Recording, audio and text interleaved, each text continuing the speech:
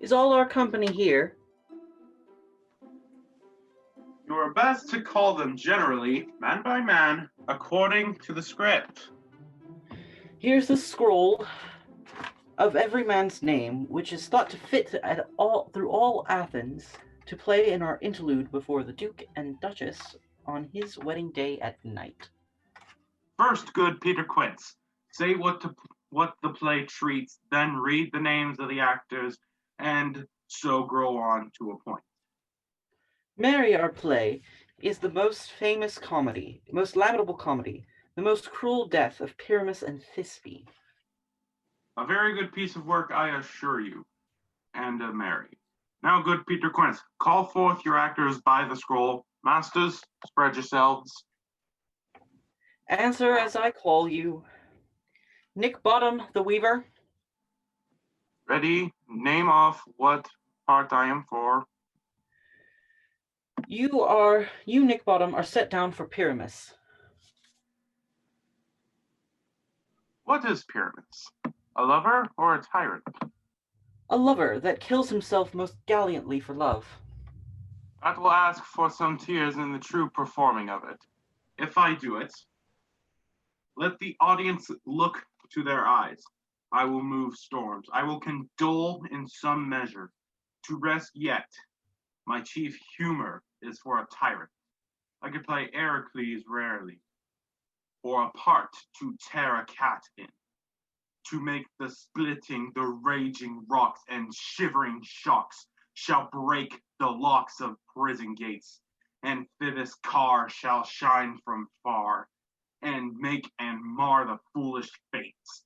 This was lofty. Now, name the rest of the players. This is Heracles' vein, a tyrant's vein. A lover is more condoled. Francis Flute, the bellows mender.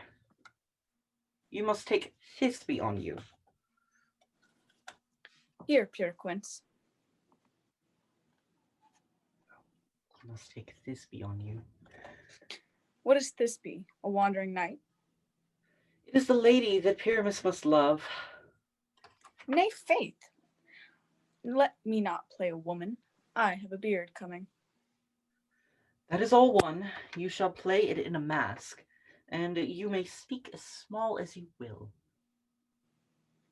And I may hide my face. Let me play Thisbe too. I'll speak in a monstrous little voice. Thisbe, Pyramus, my love dear, thy Thisbe dear, and the lady here. No, you must play Pyramus, and Flute, you Thisbe. Well, proceed. The lion's part. You must play the lion's part. You may do it extempore, for it is nothing but roaring, and I hope there is a play more fitted. Let me play the lion too. I will roar, that will do any man's heart good to hear me. I will roar that I will make the Duke say, let him roar again. Let him roar again. If you should do it too terribly, you would fright the Duchess and the ladies, and they would shriek, and that were enough to hang us all. That would hang us every mother's son. I gaunt you, friends, that you should frighten ladies out of their wits. They would have no more discretion but to hang us.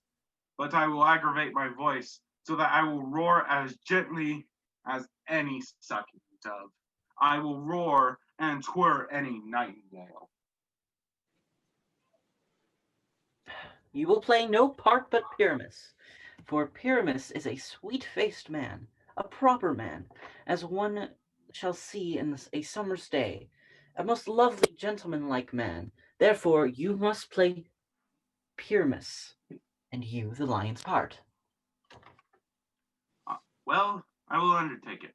What beard would I best to play it in? Why, what you will. I will discharge it. Either your straw-colored beard, your orange tawny beard, your purple and gain beard, or your French crown-colored beard. Your perfect yellow. Some of your French crowns have no hair at all, and then you will play barefaced.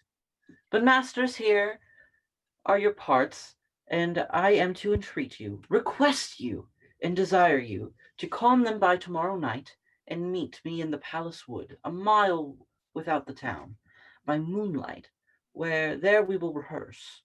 If we meet in the city, we shall be dogged with company and our devices known. In the meantime, I will draw a bill of properties for such as our play wants. I pray you fail me not. We will meet, and there we may rehearse, more obscenely and courageously. Take pains, be perfect. Adieu. At the Duke's Oak we will meet.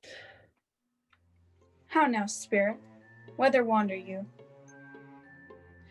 Over hill, over dale, through bush, through briar, over park, over pale, through flood, through fire.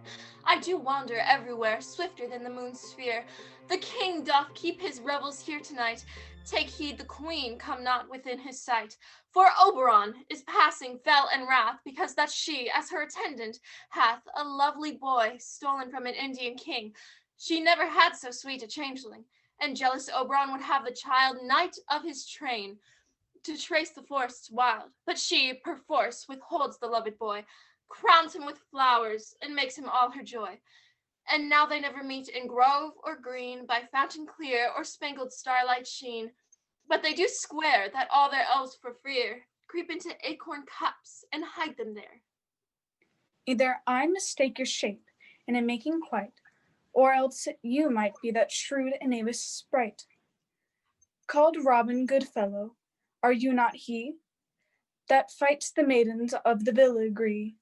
Those that hobgoblin call you, and sweet Puck, you do their work, and they shall have a good luck.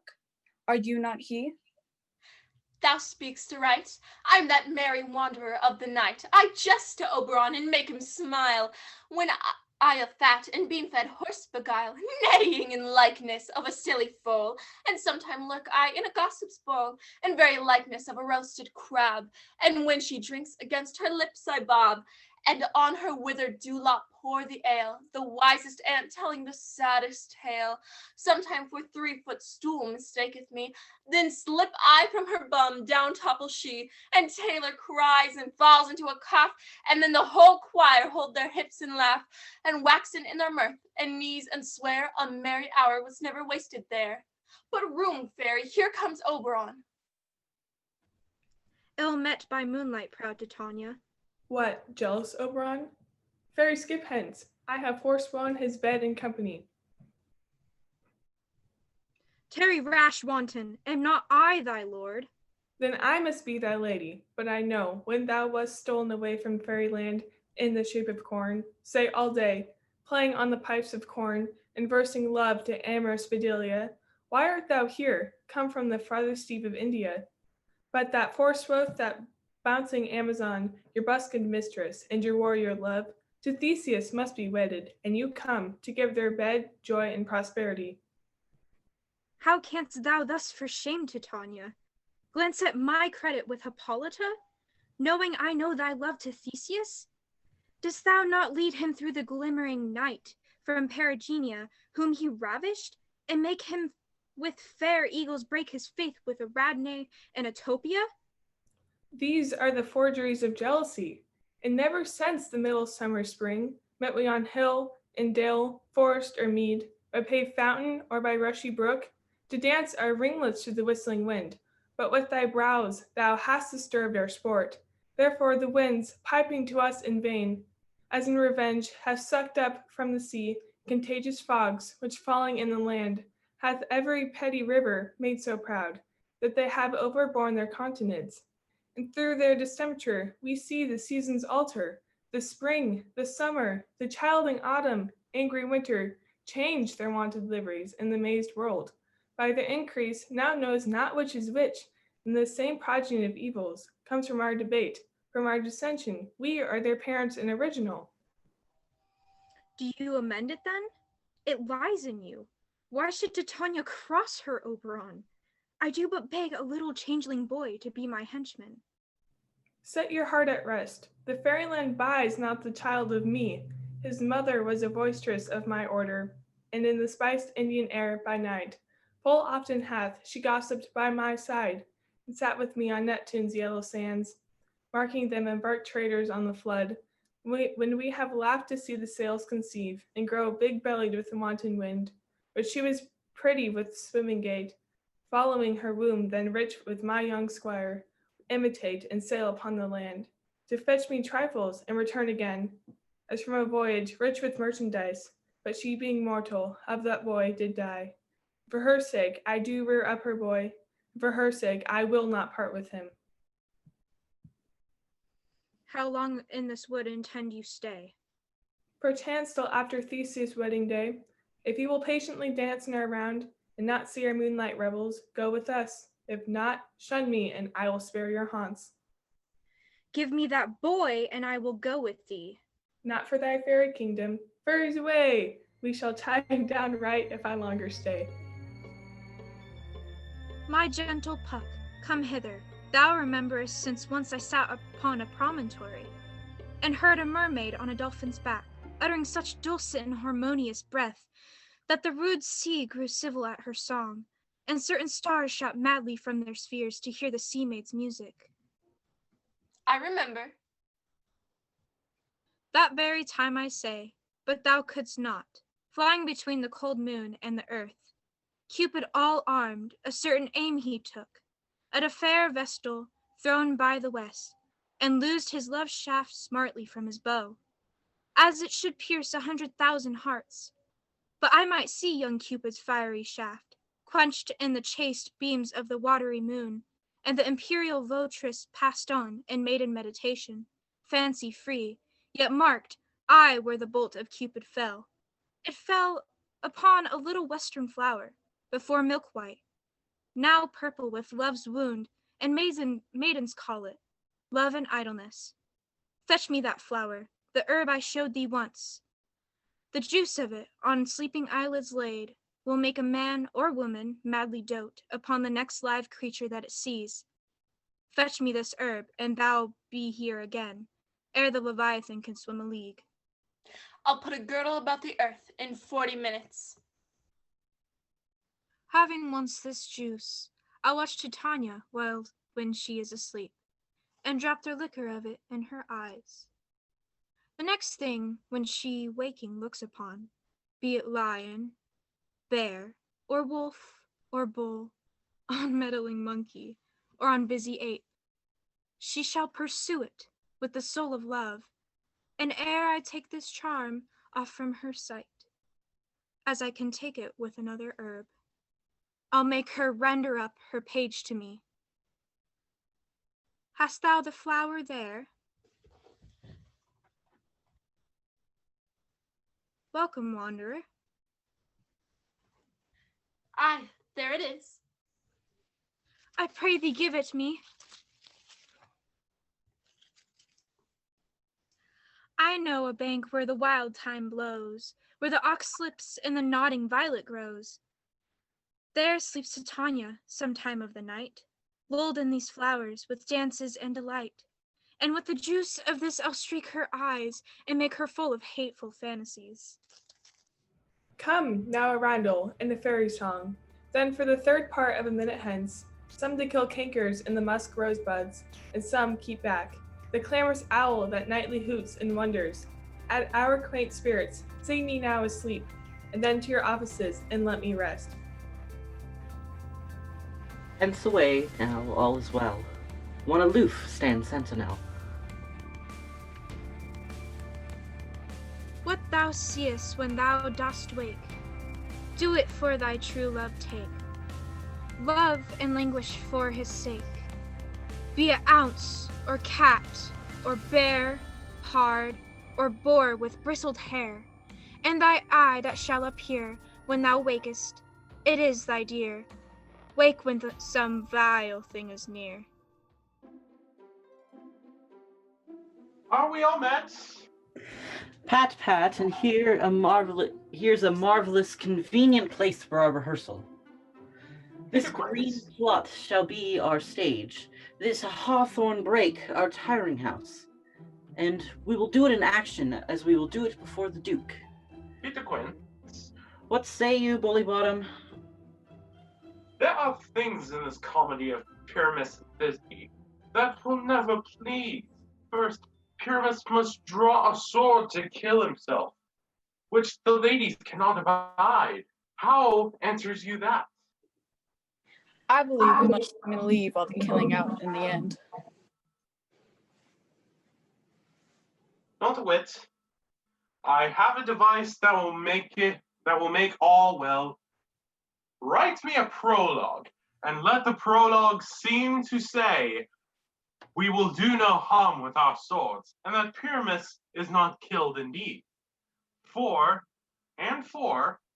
the more better assurance, tell them that I, Pyramus, am not Pyramus, but Bottom, the weaver. This will put them out of fear. Well, we will have such a prologue.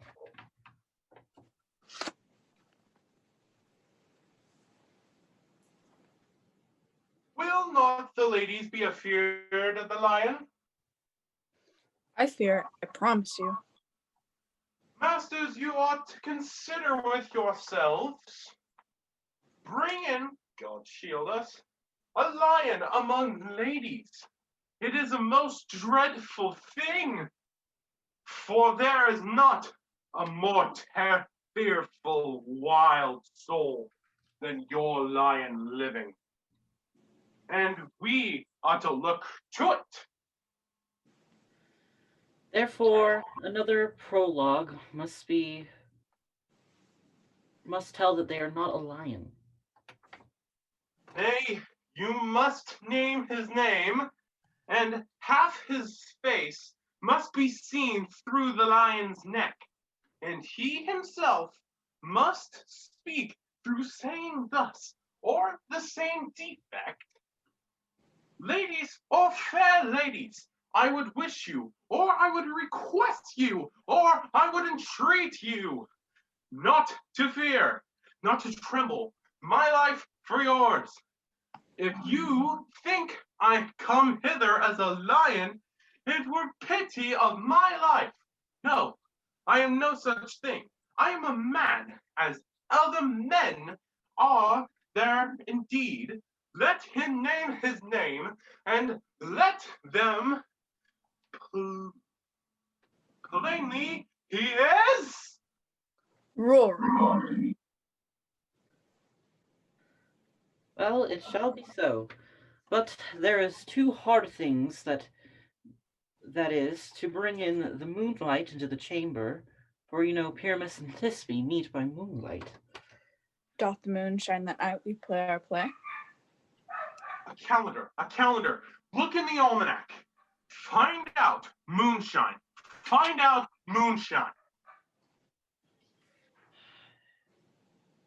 Yes, it doth shine that night.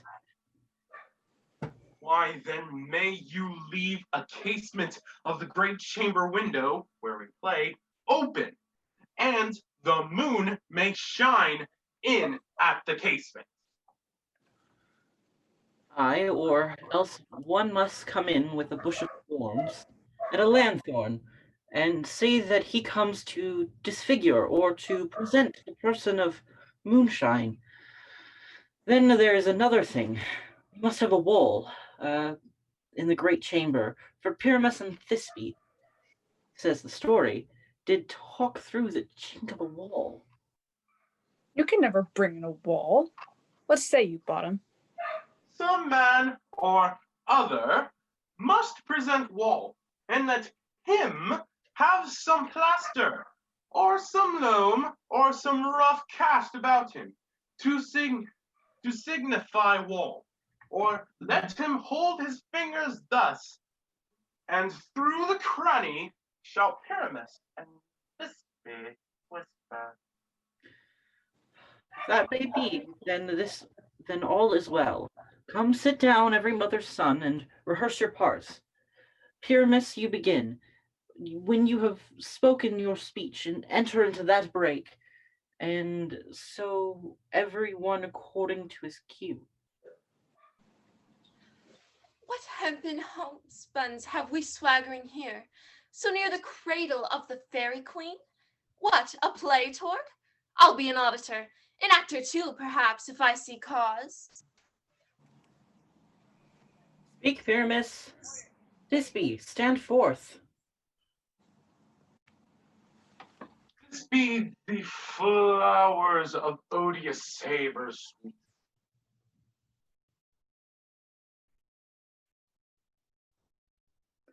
Odors. Odors, savors, sweet. So hath thy breath, my dearest desire. But hark, a voice. Stay thou but here a while, and by I will see thee appear. A stranger Pyramus than e'er played here. Must I speak now? My Mary, you must, for you must understand, he goes but to see a noise that he heard, and then is to come again. Most radiant Pyramus, most lily-white of hue, of color like the red rose on triumphant briar, most briskly juvenile, and eke most lovely Jew, as truest horse, that yet would never tire, I'll meet thee, Pyramus, at Ninny's tomb. Ninny's tomb, man? Why, you must not speak that yet. You answer to Pyramus. You speak all your parts at once, hues and all. Pyramus, enter, your cue has passed. It is never tire. Oh, as truest horse, that yet never would tire.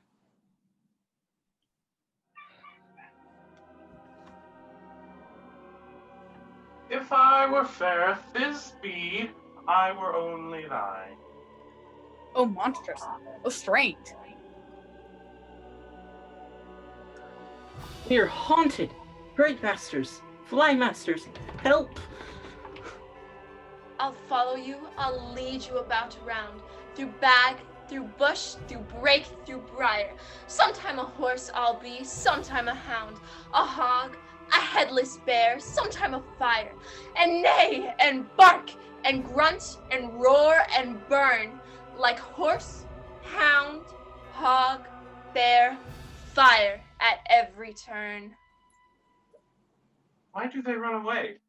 This is a knavery of them to make me afeard. Oh, bottom, thou art changed. What do I see on thee? What do you see? You see an ass head of your own, do you? Bless thee, bottom, bless thee. Thou art translated. I see their knavery. This is to make an ass of me. To fright me if they could. I will not stir from this place. Do what they can. I will walk up and down here. I will sing that they shall hear. But I am not afraid. The whistlecock and the black hue, with an orange tawny bill. The thistle with his notes so true. The wren and the little quill. What angel wakes me from my flowery bed? The finch, the sparrow, and the lark. The plain sock cow gray, whose note full many may a man doth mark, and dares not answer nay. For indeed, who would set his wit to so foolish a bird? Who would give a bird the lie, though he crying could never so? I pray thee, gentle mortal, sing again. Mine ear is much enamored of thy note. On the first view to say, to swear, I love thee. So is mine eye enthralled to thy shape, and thy fairy virtue's force, perforce doth move me. Methinks, mistress, you should have little reason for that. And yet, to say the truth, reason and love keep little company together nowadays. The more the pity, though that some honest neighbors will not make them friends. Nay, I can gleek upon occasion. Thou art as wise as thou art beautiful. Not so neither. But if I had wit enough to get out of this wood, I have enough to serve my own turn. Out of this wood do not desire to go. Thou shalt remain here, whether thou wilt or no. I am a spirit of no common rate. The summer still doth upon my state, and I do love thee. Therefore, go with me. I'll give thee fairies to attend on thee, and they shall fetch thee jewels from the deep, and sing, while thou on pressed flowers dost sleep. And I will purge thy mortal grossness, so that shall like an airy spirit go. Ready? And I. Where shall we go? Be kind and courteous to this gentleman. Hop in his walks and gambol in his eyes. Feed him with apricots and dewberries, with purple grapes, green figs, and mulberries. The honey bags steal from the humblebees, to have my love to bed and to arise, and pluck the wings from the painted butterflies, to fan the moonbeams from his sleeping eyes. Nod to him, elves, and do him his courtesies. Hail, mortal, hail. Hail, hail. I cry your worships mercily, hastily, heartily. I beseech your worship's name. Peas blossom. I pray you command me to Mistress Squash, your mother, and to Master Peace College, your father. Good Master Peace Blossom, I shall desire you more acquaintance too. Your name I beseech you, sir. Mustard seed. Peas blossom. Good Master Mustard Seed, I know your patience well. That same cowardly giant like ox thief hath devoured many a gentleman of your house. I promise you your kindred hath made my eyes water ere now. I desire you more acquaintance, good Master Mustard Seed. Come, wait upon him. Lead him to my bower. The moon, methinks, looks with a watery eye, and when she weeps, weeps every little flower, lamenting some enforced chastity. Tie up my lover's tongue, bring him silently. I wonder if Titania be awaked, then what it was that next came in her eye, which she must dote on in extremity. Here comes my messenger. How now, mad spirit, what night rule now about this gaunted grove? My mistress with the monster is in love, near to her close and consecrated bower, while she was in her dull and sleeping hour. A crew of patches, rude mechanicals, that work for bread upon Athenian stalls, were met together to rehearse a play, intended for great Theseus' nuptial day.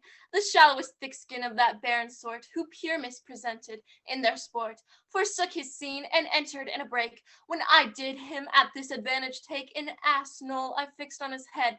Anon his Thisbe must be answered, so at his sight away his fellows fly. I led them on in this distracted fear, and left sweet Pyramus translated there. When in that moment, so it came to pass, Titania waked, and straightway loved an ass. This falls out better than I could devise. But who comes here? I am invisible, and I will overhear their conference.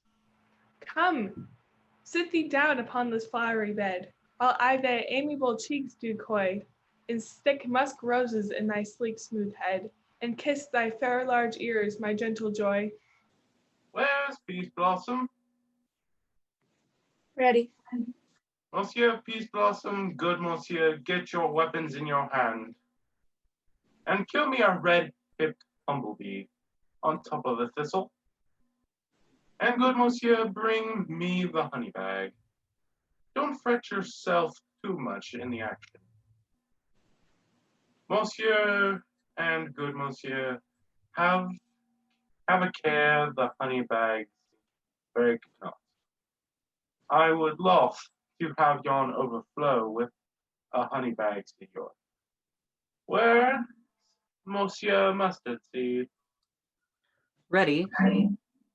Give me your niece, Monsieur Mustard Seed. Pray you leave your courtesy, good monsieur. What is your will?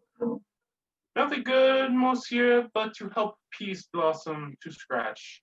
I must to the barbers, monsieur.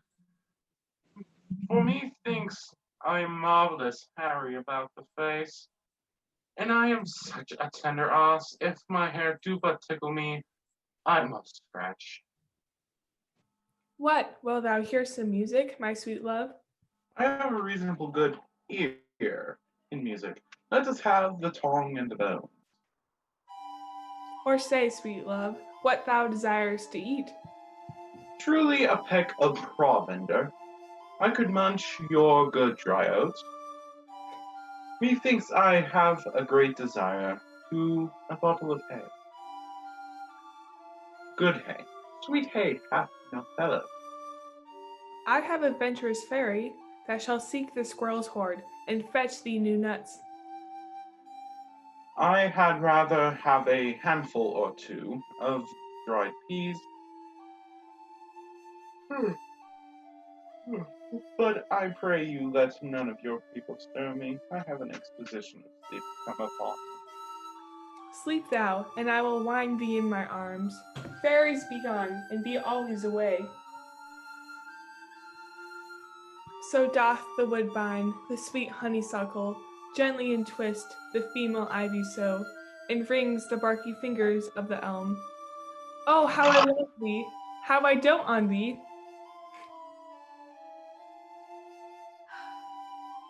Her dotage now I do begin to pity, for meeting her of late behind the wood. I did upbraid her, and fall out with her, when I had at my pleasure taunted her, and she in mild terms begged my patience. Then I did ask of her changeling child, but straight she gave me, and her fairy sent to bear him to my bower in fairyland. And now I have the boy, I will undo this hateful imperfection of her eyes, and gentle Puck. Take this transformed scalp from off the head of this Athenian swain, that he, awakening when the other do, may all to Athens back again repair, and think no more of this night's accidents, but as a fierce vexation of a dream. But first, I will release the fairy queen. Be thou as thou wast wont to be, see thou as wont to see. Dian's bud or Cupid's flower hath such force and blessed power. Now, my Titania, wake you, my sweet queen.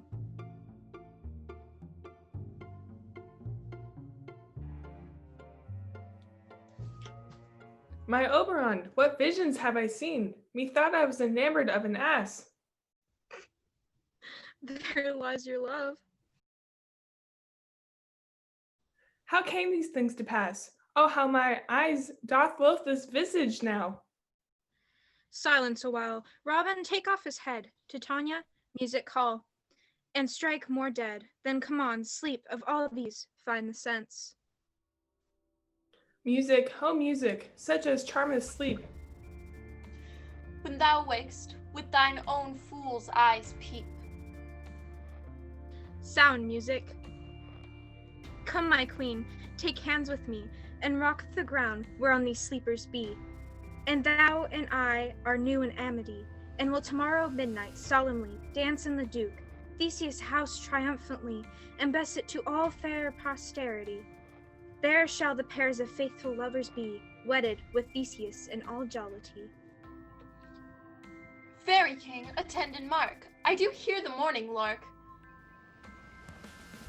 Then, my queen, in silence sad, trip we after the night's shade. We the globe can compass soon, swifter than the wonder. Ah, my lord, and in our flight, tell me how it came this night, that I sleeping here was found, with this mortal on the ground.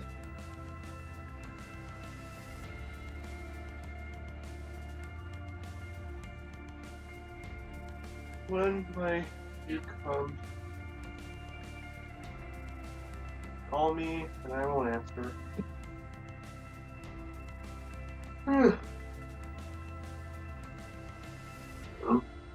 My next is most fair.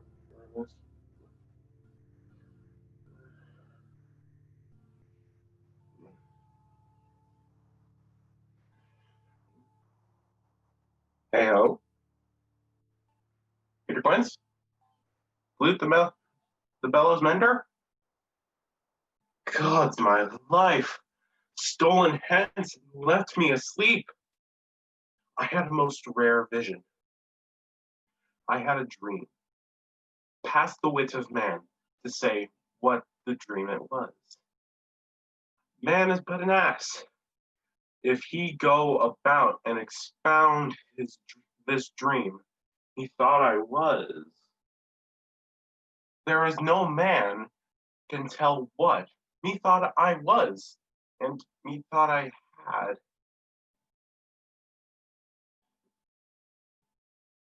But man is a patched fool. If he will offer to say what me had, the eye of man hath not heard, the ear of man hath not seen. Man's hand is not able to taste, his tongue to conceive, nor his heart to report what my dream was. I will get Peter Quince to write a ballet of this dream. It shall be called Bottom's Dream, because it hath no bottom, and I will sing it in the latter end of a play, before the Duke, peradventure, to make it the more gracious, I shall sing it at her death. Have you sent to Bottom's house? Is he come home yet? He cannot be heard of. Out of doubt he is transported. If he come not, then the play is marred. It goes not forward, doth it? It is not possible. You have not a man in all of Athens able to play Pyramus but he. No, he hath simply the best wit of any handcraft man in Athens. Yea, and the best person too. He is very paramour for a sweet voice. You must say, Pargon, a paramour is, God bless us, a thing of naught. O sweet bully Bottom, thus he hath lost 6 pence a day during his life. He could not have 'scaped 6 pence a day, and the Duke had not given him 6 pence a day for playing Pyramus. I'll be hanged. He would have deserved it. 6 pence a day in Pyramus, or nothing.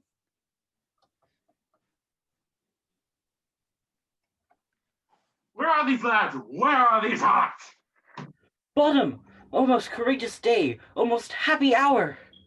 Masters, I am to discourse wonders, but ask me not what.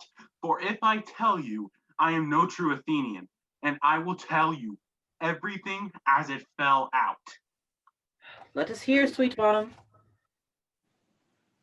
Not a word of me. All that I will tell you is that the Duke hath dined. Get your apparel together. Get your good string in for your beards. New ribbons for your pumps. Me presently at the palace. Every man who look or his part. For the short and the long is our play. It is preferred. In any case, let this be have clean linen.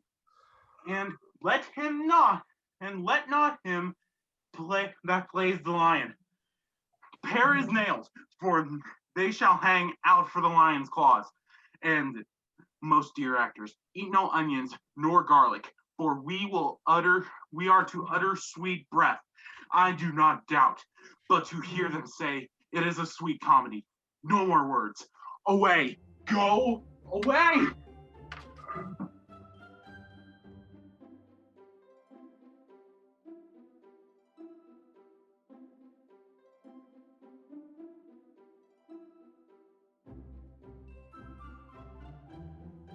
If we offend, it is with our good will, that you should think we come not to offend, but with good will, to show our simple skill that is the true beginning of our end, considering then we come but in despite.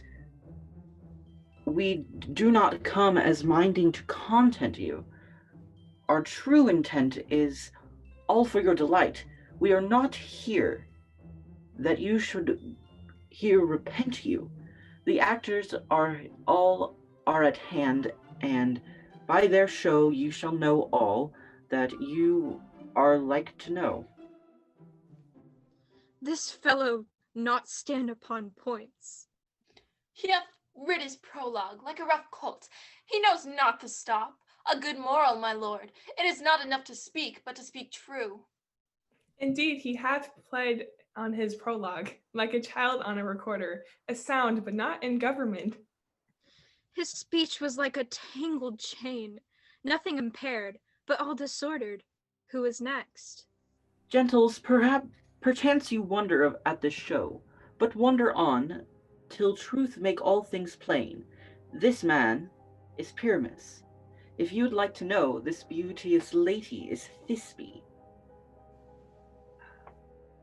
Is certain this man with lime and rough cast doth present wall, that vile wall which these lovers sunder through, and through wall's chink, poor souls, they are content to whisper. At which let no man wonder, this one with lanthorn, dog and bush of thorn, presenteth moonshine. For if you will know, by moonshine did these lovers think no scorn to meet at Ninnis' tomb, there to woe. This grisly beast, which lion hight by name, the trusty Thisbe, coming first by night, did scare away, or rather did affright. As she fled, her mantle did she fall, which lion vile with bloody mouth did stain. Anon comes Pyramus, sweet young youth and tall, and finds that his Thisbe mantle slain, whereat the blade, which bloody blameful blade,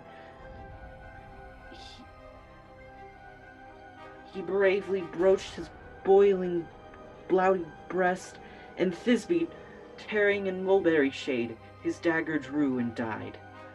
For the rest, let lie in moonshine and wall, and the lovers twain, a large discourse, while here they do remain.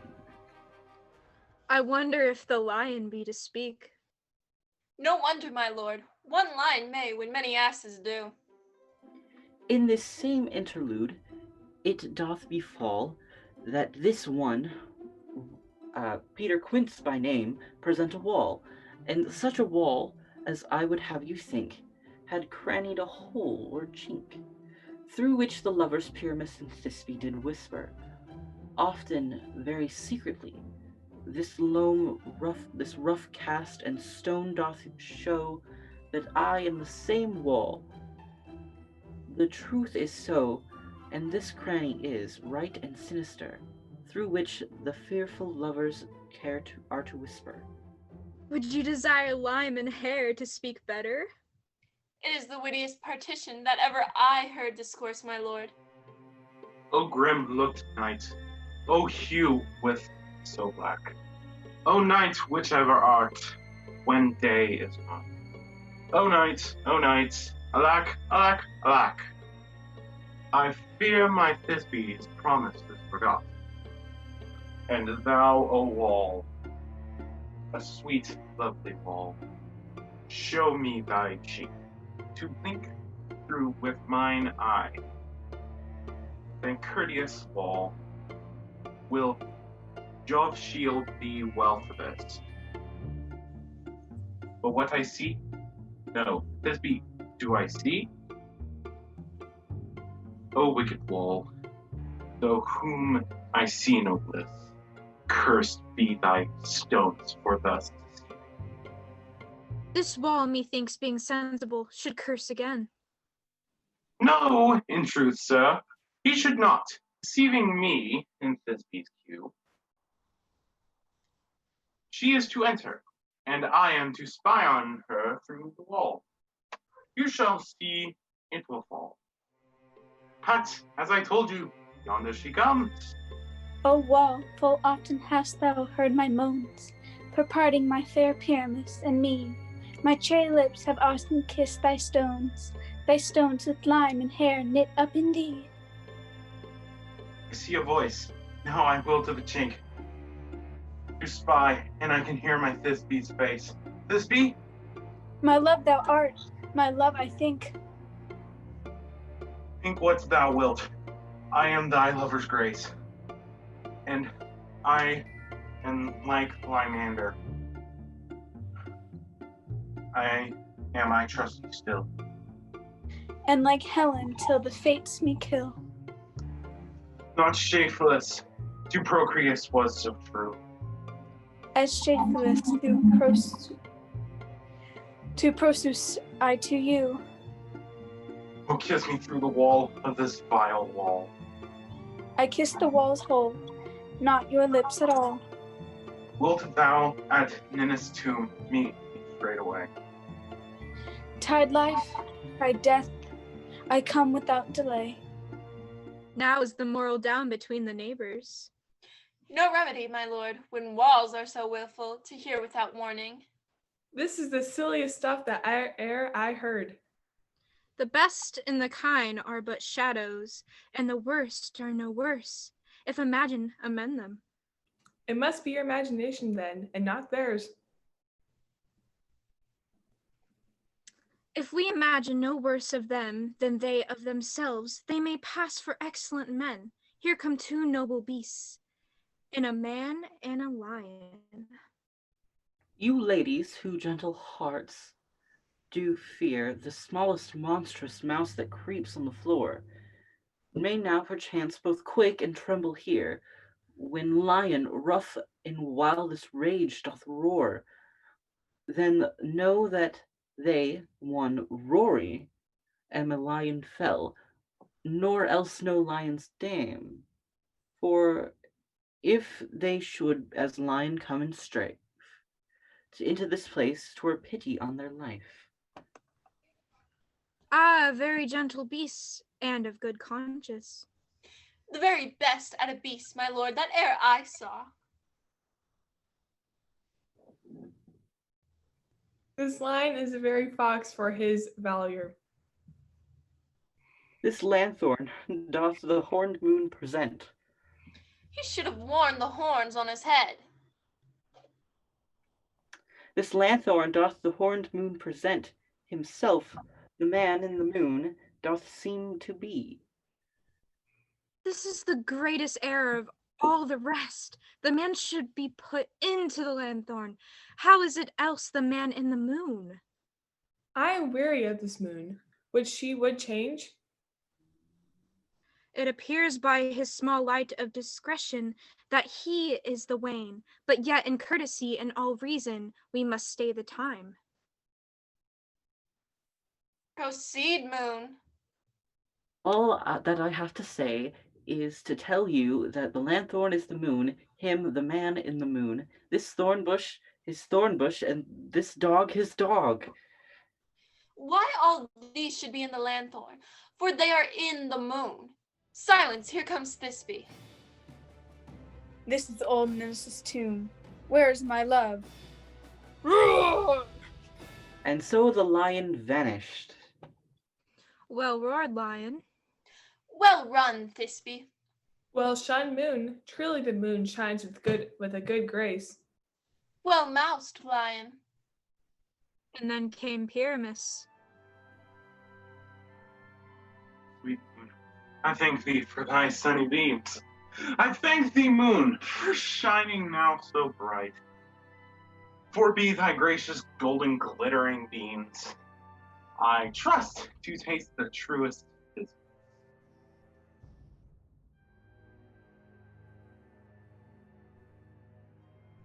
But stay, oh spite, but mark for night. What dreadful dole is here? Eyes you see, how can it be? Oh dainty duck, oh dear, the mantle good, but stained with blood. Approach you furies fell. Oh fates, come, come, come, cut, thread and thrum, quail, crush, conclude and quell. This passion in the death of a dear friend would go near to make a man look sad. Be sure, my heart, but I pity the man.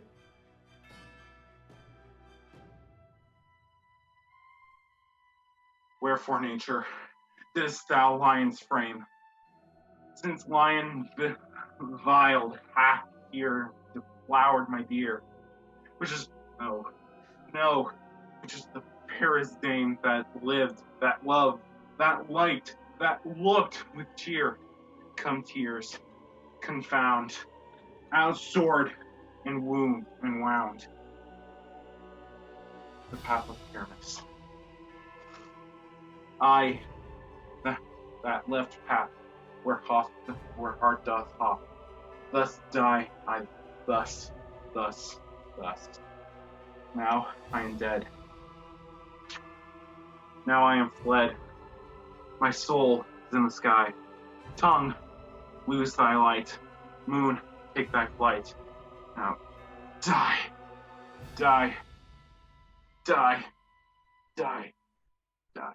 No die, but an ace for him, for he is but one. Less than an ace, man, for he is dead. He is nothing. With the helps of a surgeon, he might yet recover and prove an ass. How chance moonshine is gone before. Thisbe comes back and finds her lover. She will find him by starlight. Here Thisbe comes, and her passion ends the play. Methinks she should not use a long one for such a Pyramus. I hope she will be brief. Asleep, my love? What, dead, my dove? O Pyramus, arise!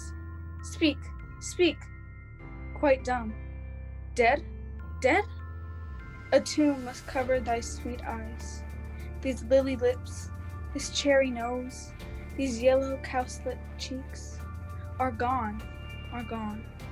Lovers make moan. His eyes were green as leeks. O sister three, come, come to me. His hands as pale as milk. Lay them in gore, since you have sure. With shears his thread of silk. Tongue not a word. Come, trusty sword. Come, blade with breast imbure. And farewell, friends, thus this feat ends. Adieu, adieu, adieu. Moonshine and Lion are left to bury the dead. Aye, and well too. No, I assure you, the wall is down that parted their fathers.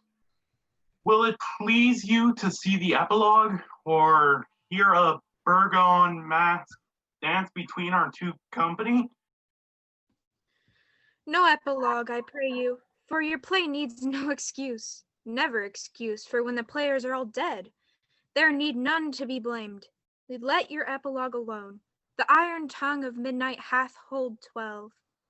Lovers to bed, 'tis almost fairy time. I fear we shall cut sleep this coming morn, as much as we this night have overwatched. This palpable gross play hath well beguiled the heavy gate of night. Sweet friends to bed, a fortnight hold we this solemnity, and nightly revels, and new jollity. Now the hungry lion roars, and the wolf beholds the moon, whilst the heavy ploughman snores, all with weary task fordone. Now the wasted brands do glow, whilst the screech owl, screeching loud, puts the wretch that lies in woe in remembrance of a shroud. Now it is the time of night, that the graves all gaping wide, everyone lets forth his sprite in the churchway paths to glide, and we fairies that do run by the triple Hecate's name, from the presence of the sun, following darkness like a dream. Now are frolicking, not a mouse shall disturb this hallowed house. I am sent with broom before, to sweep the dust behind the door. Through the house give glimmering light, by the dead and drowsy fire. Every elf and fairy sprite hop as light as bird from briar. Hand in hand with fairy grace, we will sing and bless this place. Trip away, make no stay, meet me alway break of day. If we shadows have offended, think but this, and all is mended, that you have but slumbered here, while these visions did appear, and this week in idle theme, not more yielding but a dream. Gentles, do not reprehend. If you pardon, we will mend. And as I am an honest puck, if we have unearned luck, now to escape the serpent's tongue, we will make amends ere long, else the puck a liar call. So good night unto you all. Give me your hands if we be friends, and Robin shall restore amends.